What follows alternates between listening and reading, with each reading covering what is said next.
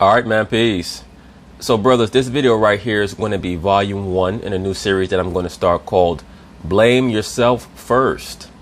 The reason why I'm starting this series is because no matter what situation we find ourselves in, we always have to self-assess and ask ourselves, how did I end up in this position? Because the concept of being in the wrong place at the wrong time is really something that's not based in anything of substance. Wherever we're at is always because that's what we put ourselves. And no matter the situation, no matter the condition, in order for us to change our environment and change our lives, we have to look within ourselves and say, what could I have done or what can I do to avoid this situation again? Never put myself in this scenario and hopefully put myself in advantageous positions so that things go better for me, all of us, because shit is going to happen in life where it's blatantly going to be somebody else's fault.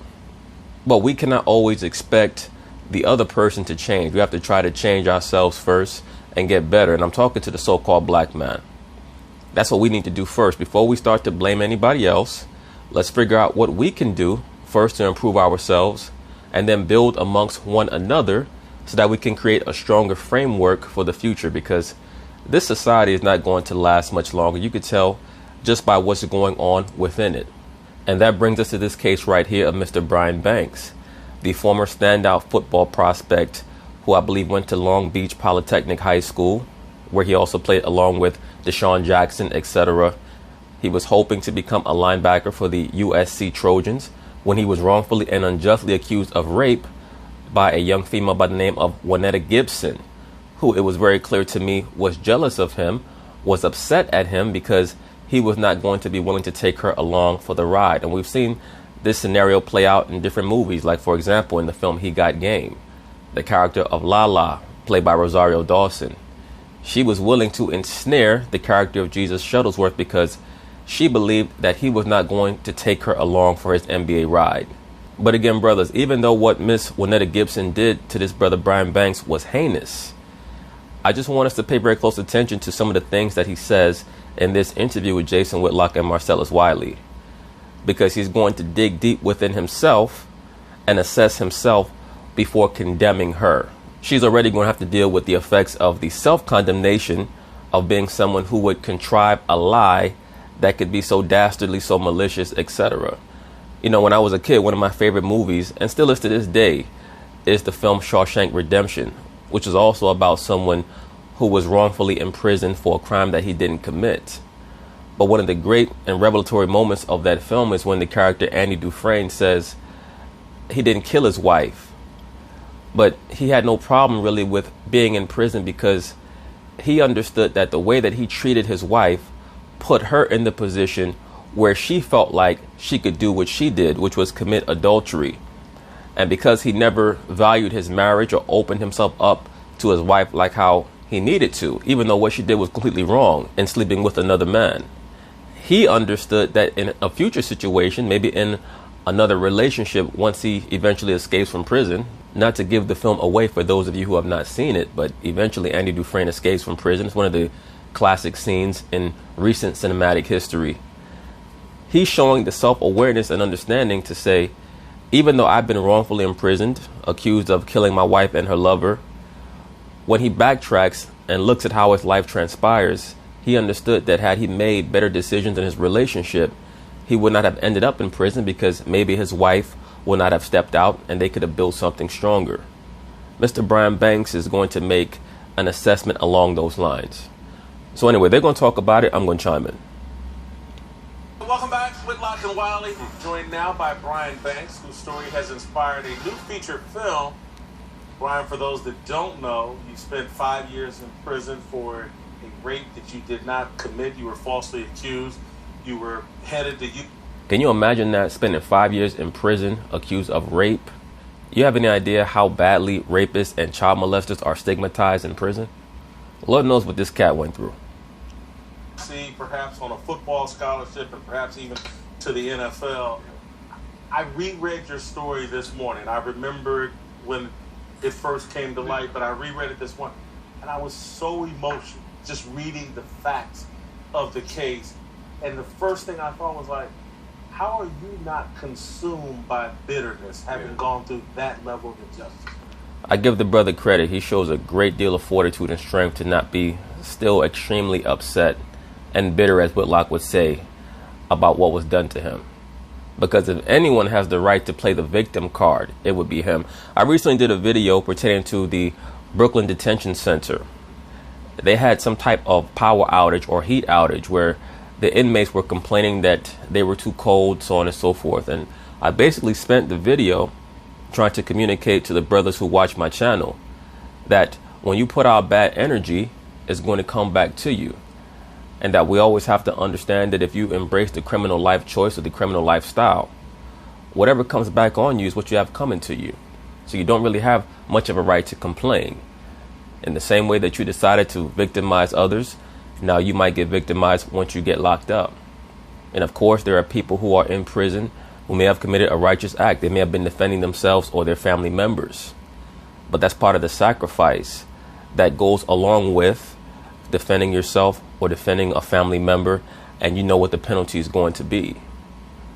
There were a lot of wokey wokes who came into the comment section and got upset. They said, oh, how could you make a video like this? How about all the black men who are in prison for crimes they didn't commit, so on and so forth? A lot of the wokey wokes, they get upset when you don't promote or propagate the narrative that 99% of black men are in prison or are incarcerated for crimes they didn't commit, which is just not true. But in a case like this, we can singularly scrutinize exactly what happened and what transpired. And a lot of it debunks a lot of false notions that get pushed on the black man. For example, he was wrongfully accused of rape by a black woman. But if you let many of the liberal black females on the internet tell you, black men only get accused of rape by white women. Black men only get victimized by the so-called Caucasian woman. The number one person who victimizes the so-called black man is himself. And we have to elevate beyond that victim mentality. Been there, I lived it. People that hear my story, they hear it for the first time, and you're enraged. This is something that I've been dealing with for years now, and throughout those years, you get to a point in time where you just don't want to be angry anymore. You don't want to be upset, especially if you're not going to do anything about it. And that's what I mean when I speak about the internet revolutionaries. They come on, they come in these different comment sections on these various social media platforms, and every white person is a cracker and a devil, and all that's well and good. I mean, it is what it is. If that's how you want to express your feelings towards other races, that's on you. But at the end of the day, how are you going to express all that energy? Are you going to start a revolution? Are you going to expatriate or repatriate back to whatever land you're from? If you're not going to do that, all you're doing is mustering a lot of energy that's going to go nowhere. And it's going to come out in how you treat your family members, how you treat your friends, how you treat your colleagues in the workplace, how you engage in random interactions with people who have not infringed upon you. There's a difference between being indignant and being angry. A lot of so-called black men today are being sold on embracing empty anger and empty temper tantrums. When you watch a lot of these protests, all I see is a lot of empty temper tantrums from black men who are overly emotional and are following behind liberal women who, for the most part, don't give a shit about you. Once again, I have no problem with cats who are upset. But if you're indignant, then we have to have a solution. We have to have a pathway in order to resolve these issues and not just be perpetually upset. Because all that anger comes out in how the so-called black man treats one another, how we treat each other. Find some form of a closure. And once I realized that having this negative energy and feeling this way and living that way was only adding to the destruction of me, I had to make a change for myself. That sounds exactly like years ago I interviewed Hurricane Reuben Carter. Yeah, man. Did you know his story? Did that inspire you in any way? Denzel should have won the Oscar for that movie. I actually saw that movie while I was incarcerated. It was crazy just to hear his story, what he went through for so long. And then just like me, received some help from people who just believed in him, believed in his story. And then what he's done since then, the advocacy for furthering the awareness of that fight against wrongful conviction. I feel like in some ways I'm like trying to be on the same steps as him. Now, how do you deal with the reality that your accuser, false allegations, but never going to suffer any repercussions? Well, she's going to suffer some repercussions. the District of Long Beach has sued her for the money that she won. They awarded that person well over $1 million after she made up that lie. She concocted that lie that he raped her, when in actuality all they did was make out at some makeout spot. And because I guess she was upset that he was unwilling to maybe make her his girl, she decided that she was going to tear him down in whatever way that she could. And if you Google this person, Lynetta Gibson, you can look at her face, her countenance, and tell right away that she has a lot of demons on her. So brothers have to be very wary, especially when it's very obvious to those around you that your pathway is bright. Never underestimate what jealousy or envy can do to those around you, because that is an extremely powerful force. The scriptures themselves tell us in Proverbs the 27th chapter, wrath is cruel and anger is outrageous, but who can stand before envy? Envy will make people do the most wicked things of any so-called state of mind or emotion. Well, that used to be a thought of mine, but I think where I am now is just no one deserves that much power of your life to where you can't, move past a situation, or you're still stuck in the past knowing that there's so much for you in the future. Absolutely. And like I was saying, this person, Lynetta Gibson, was awarded well over $1 million for concocting that lie. And now she's being sued by the District of Long Beach. I believe they're suing her for $2.6 million. And she does not want to have to give the money back. So she's in a very bad stead. There's a statute of limitation of 8 years, where after 8 years you can't go after somebody for perjury. So if that is what the law is, and I can only go as far as I can go as far as, making something happen. But honestly, I don't. See, these are the things that the so-called black man needs to be galvanized about. And that's why I make these series like paternity tests should be mandatory. And things like this. This person who accused him should have to go and serve the same prison sentence as he had to serve for making up that lie. Too much thought about that. What about the emotional what ifs? I'm going to be real with you, man. Reading your story and hearing about you, you played with some guys that I've actually played against. Yeah. You were a better prospect by me by far. Long Beach, probably one of the top linebackers in the nation. There are guys who weren't in this situation who are consumed with the what ifs. Yeah. Like, how are you dealing with that emotion? Yeah, you could always sit and think about the what ifs, what shoulda, what coulda. I like to think more about the now and where That's how a man thinks. At the end of the day, brothers, none of us are Marty McFly. We can't go back to 1955 or 1985 or whatever. We have to live in the now and in the future. You always honor the past by researching and studying history, but at the end of the day, we can only move forward. That's why our eyes are on the front of our face, not on the back. If it wasn't supposed to happen, it simply would not have happened, what I went through. But It's a great way to look at it. happened. So I think the question becomes more about, not more so what happened, but what am I going to do about what happened? And so for me, the focus just has been, what can I do today to live the best life that I can live, and not really focus on the things that I missed out on. And brothers, when you have a mentality like that, it's phenomenal what this cat is saying right here. When you have a personality like that and a mindset that's situated in that way, it stops you from falling to where you feel like you can't get up. It stops depression and low self-esteem, low self-image. When you grasp that stumbling blocks are going to occur in all of our lives, and we have to move forward. Because if a cat can get over something like what happened to him, all of us can get over anything and everything. A lot of cats are still drowning their sorrows in some chick that left them 5 years ago.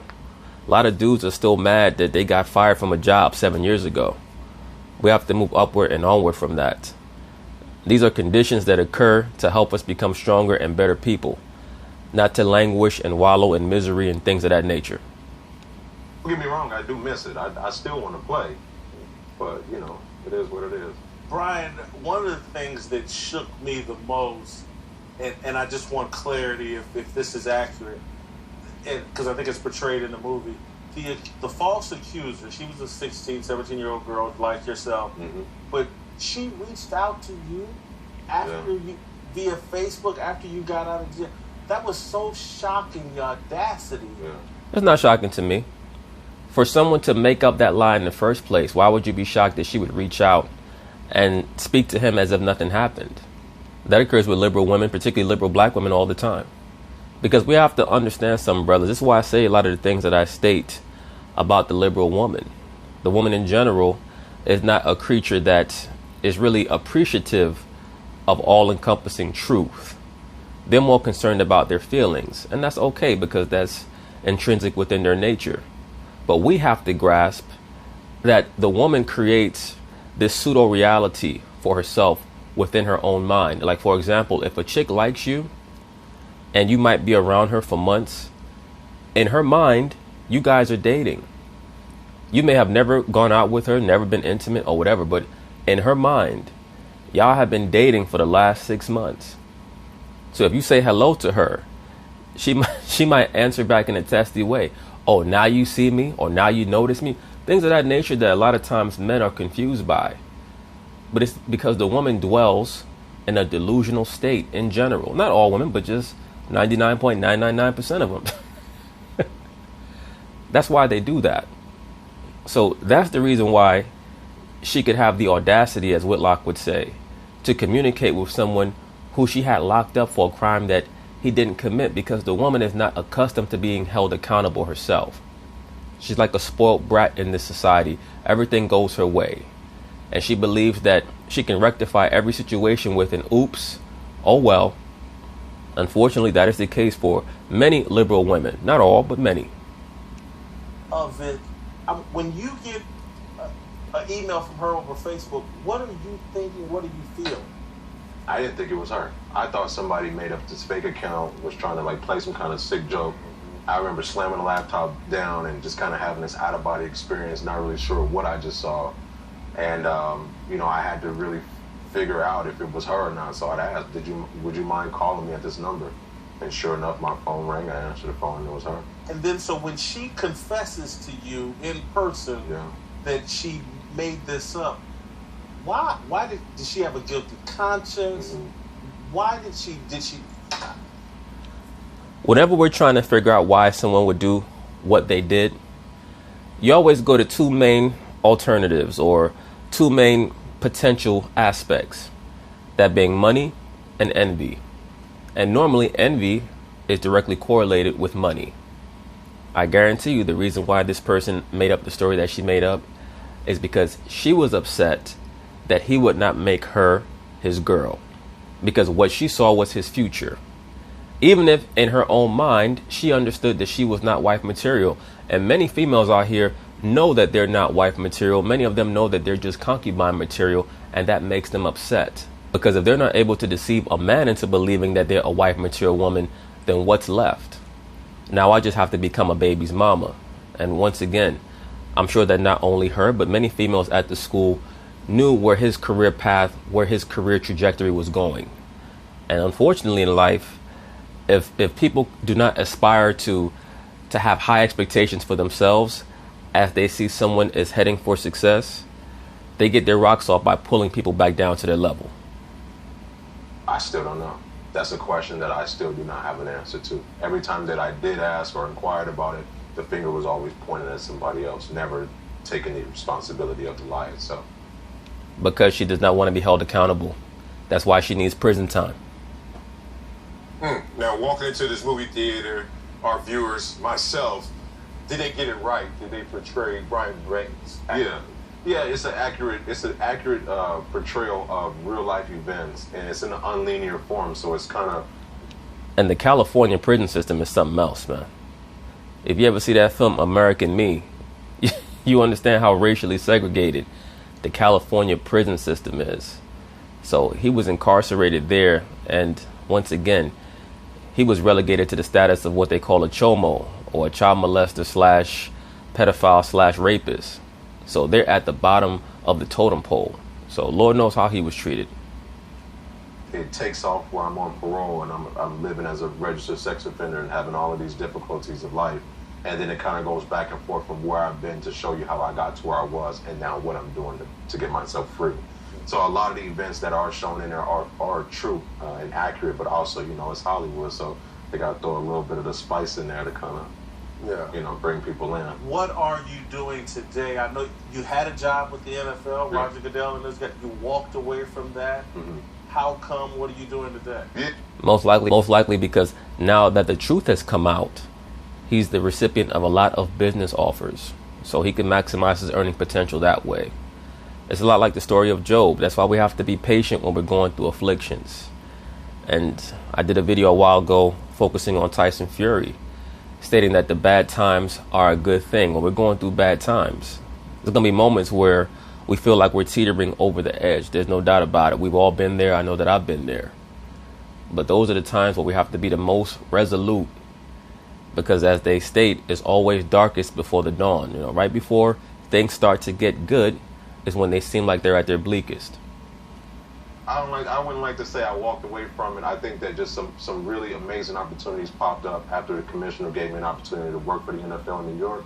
I then got an offer to go film a TV show that furthered the fight against wrongful conviction called Final Appeal. And then right after Final Appeal, I went right into filming this movie in 2017.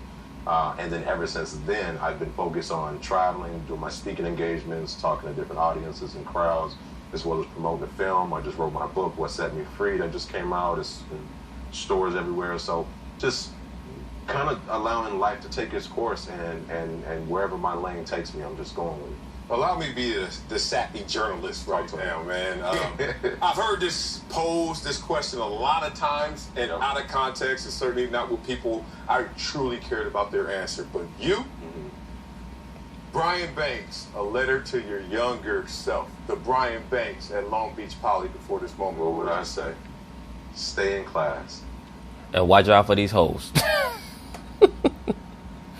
I'm just playing. But once again, brothers, and I state this repeatedly, from about the age of 13 or 14 to 32, your biggest pitfall is not even going to be the woman. It's going to be your lack of understanding of the woman. When you understand the woman, it will allow you to avoid a great deal of stress and consternation that so many cats go through today, because they do not understand the woman. You have to understand the woman. Stop trying to change the woman. Stop trying to convert her or talk things out. When you are who you are, the woman is going to be forced to adjust to you. And if they're unwilling to adjust, it's because they're not for you. It's okay. But so many young cats out here go above and beyond trying to impress a woman, especially within that age group. Or you succumb to the whims of the woman, not understanding that she's extremely capricious. And when they change on you, you act shocked. And that's not the way to go. So as he's saying here on TV, the watered down version is stay in the books. But the real version is watch out for these broads, especially when you're on the come up. I don't understand why a professional athlete would get married to a woman until his career is over. I saw a stat somewhere where it stated that the divorce rate for retired NFL players is 80%. Why is that? It's because most of these women are marrying these athletes to live the celebrity life, to be married to a football star. Derek Jeter set down the blueprint for athletes. You play on the field and off the field while you're a professional. When you retire, if you choose to settle down with a woman, then do so. No problems, no muss, no fuss. Now, who knows? In 5 years, Derek Jeter's wife might file for divorce. Who knows? But at the end of the day, he's laid down a certain paradigm for people to follow to avoid nonsense. I would say stay in class, be patient, don't be in a rush to be an adult. You got a lot of amazing things right here in front of you. Focus on the now, and everything else is just mere distraction. Trust me, trust me, trust me. Stay in class. That's code for watch out for these women. When he said everything else is a mere distraction, he's talking about the girls. So I hope that a lot of you young cats who come on my channel, that you heard that. You're in high school, you're in college. You should not even be thinking about any type of quote unquote serious relationship. If the woman is down for you, she'll stay around. Believe me, most of these broads ain't going anywhere. That's why you see the rate of single women in America keeps going up and up and up and up. They try to act as if these women have so many options, and they have few to none. At least if we're determining that options means functional men or men who actually can lead, they have very few options. So if you have your shit together, you put your life goals first, these women are not going anywhere. And as a man, especially in this society, you should not even be thinking about having a child until you're about 35 years old, where you're situated. Hopefully you have your home or your apartment, stable income, hopefully a career or your own business, at the very least a job that you know where your money's coming in from. That's when you start to say to yourself, okay, maybe I want to have a family, things of that nature. But when you start having kids at 19, 20, it's going to be very difficult because you're just starting to understand life. And for you cats who are being raised in these single mother environments, there's only so much that your mother could teach you. The strength of the woman is through her nurturing. It's not through edification or the bestowing of wisdom, so on and so forth. A lot of cats think that they're getting wisdom from their mother and grandmother, but you're really not. And it's okay, because what you get from the woman is love, support, nurturing, and extreme fidelity, especially in that mother-son dynamic. But just to get back to the point, pump your brakes, take your time. That's a letter to yourself, and I would imagine that's the same message you're giving to young people. Absolutely, absolutely. I what happened to me is unacceptable. I should have not gone through what I went through. But was I in the wrong place at the wrong time? Yes, and I'm one of the ones to admit that right away. Doesn't mean that I deserve what had happened to me, but how we can eliminate things from happening, if we give more thought to that than a lot of stuff that we go through in life. Now, brothers, do you see what he did there? This is really the point of me making this video overall. Not only with the way in which this brother portrayed himself or was able to characterize himself, he also held himself accountable in a situation where he did not have to do that at all. He could have came on TV and just blamed the system and just blamed the woman and blah, blah, blah.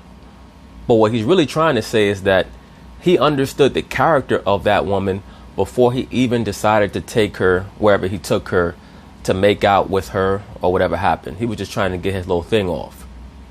And he came to understand that he put himself in that bad situation. So when we use that term wrong place at the wrong time, at the end of the day, he understood how he was culpable. And that's how he's able to keep changing and improving his life. Because if he just kept finger pointing, who knows? He might have been let out, and before he was even able to get the confession from her that she lied, he might have just went to the house and killed her. Who knows? If you're just living with anger and bitterness in prison for 5 or 6 years and everybody did you wrong, he could have came out with that type of mentality. And there are people who would have came out with that mentality. Would never experience. I just want to ask you this, since you've made a movie. There's a lot of rumors there'll be a movie about me one day. Boy, stop. I heard about... No, Yeah, okay, go ahead. Idris Elba. Don't you think he should play me? I think he's busy. How's this show? Just really Yeah, he got a full deck. He got a schedule. DJ. Idris Elba. If Idris Elba gonna play Whitlock, it's gonna take a lot of prosthetics. I don't know if we got time for the Whitlock. Right, man. Thank you. Man, respect. I appreciate it, man. You are a blessing. You and your life are a blessing from God. I agree, sir. I agree with you, Whitlock. He definitely has been blessed by the Most High, so good for him for having that outlook. But anyway, brothers, that's the end of Volume 1 of the new series, Blame Yourself First. Does it mean that we're always at fault for everything that happens to us? No. But if we start by looking within ourselves, then we could try to avoid bad shit from happening in the future. So peace.